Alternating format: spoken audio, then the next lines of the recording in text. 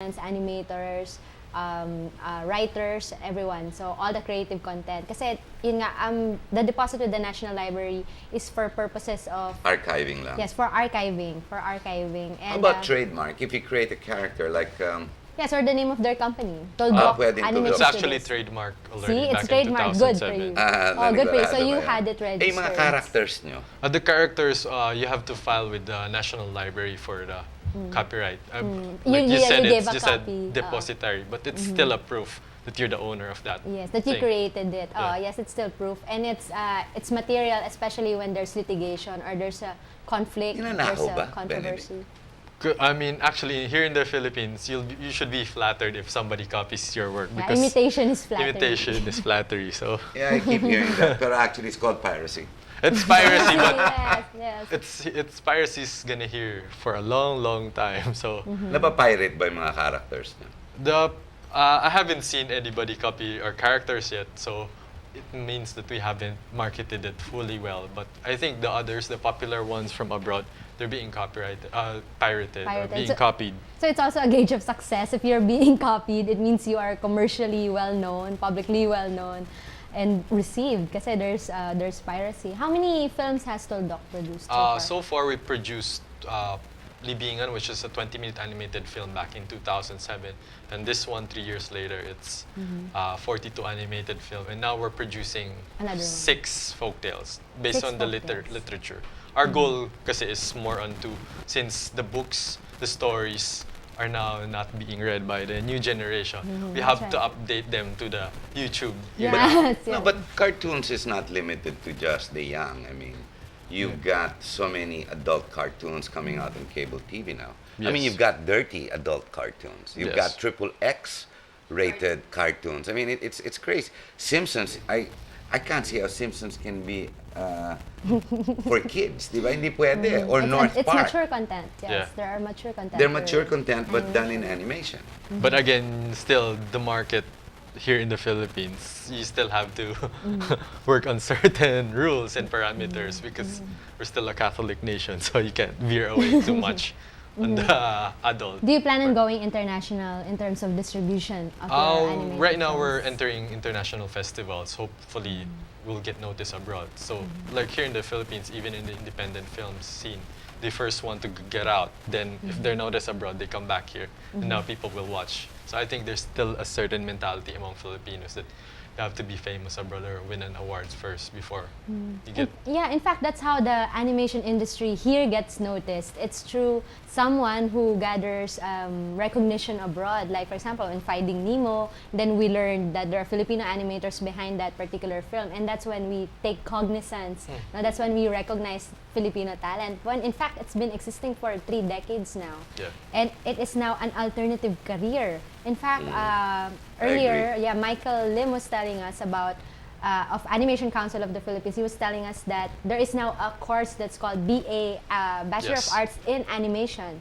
So it's not just a certificate course Well, it's or come an a long elective. way, yeah. It's There come a long are way. It's actually become- 2 schools, Ateneo de Naga and College of St. Benil, the School of Design and Arts. So they're the one pursuing that Those courses. collegiate degree. Collegiate degree, yes. So it's available to anyone, and there are a lot of Filipinos out there who have talent, not just in drawing. There are many processes apparently in animation. There's writing, there's music, there's that rendering. Voice Yes, voice and acting. voice acting, and so all those levels are explored during college in these 2 universities for that particular degree. So all of you out there who have talent in writing and creating stories and drawing, do consider a Bachelor of Arts in Animation to help our animation industry. It's a $125 million industry in the Philippines alone, and they only have 8,000 people. And I'm sure there are a lot of interested and talented Filipinos out there who are interested in pursuing this particular vocation, course, or this industry. Do join that industry. We're going to have more about animation when we come back. Please don't go away.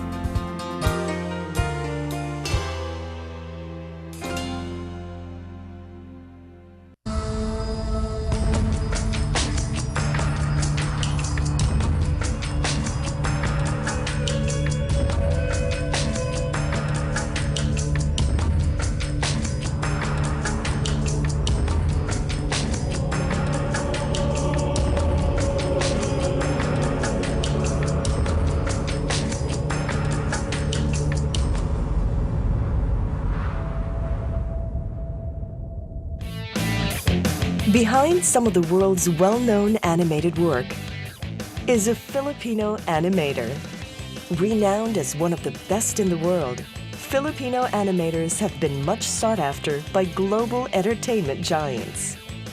For more than 3 decades, they've established a strong creative reputation for Philippine animation, a highly competent sector in the country's business process outsourcing industry, which has been experiencing rapid growth for the past decade. As part of the creative process outsourcing industry, Philippine Animation has been carving its position as the premier outsource partner in the international animation scene.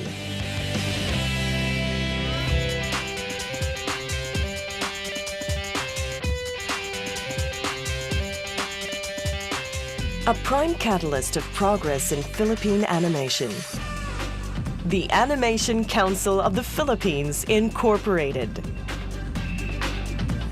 Throughout its early history, ACP has spearheaded notable industry milestones and has been, for a decade, the convergence point of a growing number of industry stakeholders, such as studios and agencies, learning institutions, and technology providers.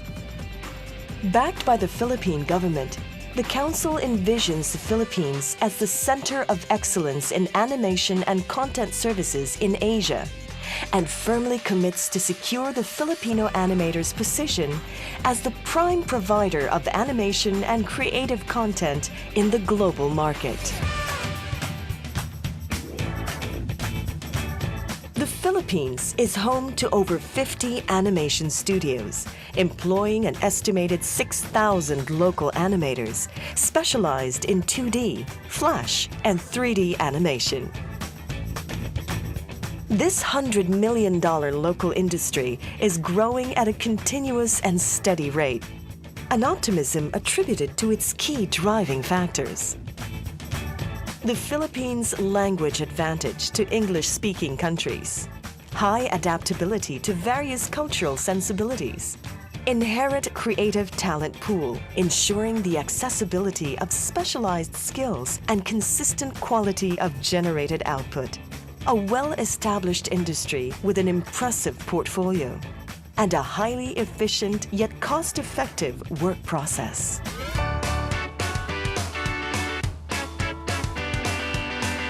The Philippine animation industry also leads in technology utilization. Artists thrive in a modern work environment where facilities are on par with international studios.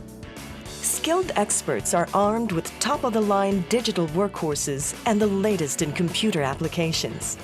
And partner vendors guarantee the availability of state-of-the-art tools and support to meet industry requirements in various stages of production.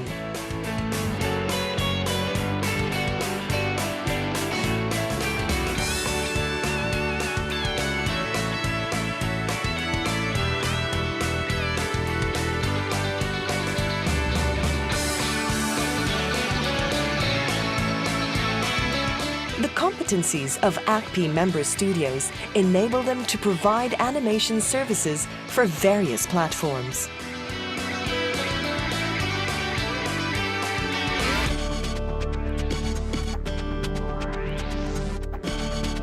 Rapid sector growth has changed the landscape of animation in the Philippines. Business has rippled out from the major cities of Manila and Cebu to the regional areas, which have proven to be just as equipped, skilled, and ready to take on the industry challenge. Universities and learning centers are harnessing the talents of young Filipino animators and are expected to produce industry-ready graduates to respond to the global demand. ACP's flagship animation festival, Anima Generacion, has been encouraging the creation of original Filipino content.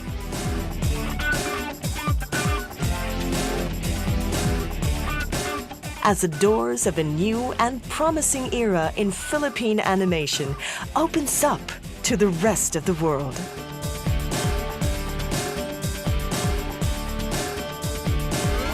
More than fostering a dynamic local animation industry, the Animation Council of the Philippines Incorporated is steering the Filipino identity, ingenuity, and imagination to its bright renaissance.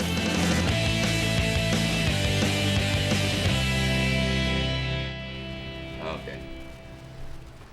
All right, welcome back to Intellectual Property, ladies and gentlemen. And tonight we're talking about animation in the Philippines. Joining us in the program is Mr. Harry Tambuatco from Superbrand, and also Mr. Benedict Carandang from Tuldok Animation Studios Incorporated. So let's go back to piracy and what it does and what it does not do for the industry. Do you think piracy affects not only the creative process outsourcing that we were talking about earlier, but jobs? Does it have any significant effect in terms of employment? Actually, here? if you're an original content producer, it affects you a lot, especially if you showcase your film locally. So if people won't watch it in the theaters anymore because you can buy it in the in the pirated form. Yeah, so it's cheaper. that's the biggest challenge of original content creators. But for the software side, you'll get the You can't have it both ways. You can have it both ways. It helps. So piracy is what they call it, a double-edged sword locally. So you win some, you lose some, so you bleed both But ways. if you sell your work abroad, if you're going to sell it abroad, hindi pwedeng software mo pirated eh. Inaalam nila talaga, they're very strict because software for animation, especially 3D now, Yeah. is very expensive. And intellectual property there plays a very big role. On the other hand, if you produce your own naman, and it goes out and they get pirated and nakikita mo sa mga bangketa, iiyak ka naman because of the cost of your production. So you're better off registering, Yes. di ba? And buying originals. But I think we have to strengthen the rules, the what do you call it, the laws here, You mean policing? policing the The enforcement of side, the not law. more legislation, but more on the implementation and policing. More on the implementation side. Yes. Earlier we were talking, while we were showing you the video from the Animation Council of the Philippines, our guests brought up the fact that when you are an animator and you are outsourced, meaning you're doing a job for a company abroad, then more or less you need to have licensed software. You need to have licensed software. They get your number, your license number, and then just to ensure that you're using software legitimately. Otherwise, they're not, I mean, the consequences, they don't accept the work that you send them. Is that correct? Yes. So what we actually did with our first project, we partner with Adobe, the local distributor WSI, to give us an original licensed software. So And we so can it's do free. this. So So it's it- free. So okay. it helped us a lot in producing our 80 mil works. yan. Yes, I mean one But copy it's is a win-win enough. situation. We're gonna promote them that we use original software. So Tuldok Animation Studios uses original software Yes. when you produce your own animated films. There are ways to circumvent the rules actually. So you just partner with the big software makers to actually help you. Yeah, give They you a actually copy. give you discounts if you especially buy in bulk or if it's an education software. Yeah, so all you have to do is reach out if Reach you out, want yes. legitimate software for education and animation purposes. Because in the long run, it's still in their vested interest to actually help the local studios since they're the ones who's gonna buy the license in the long run. So it So- should be a dual partner.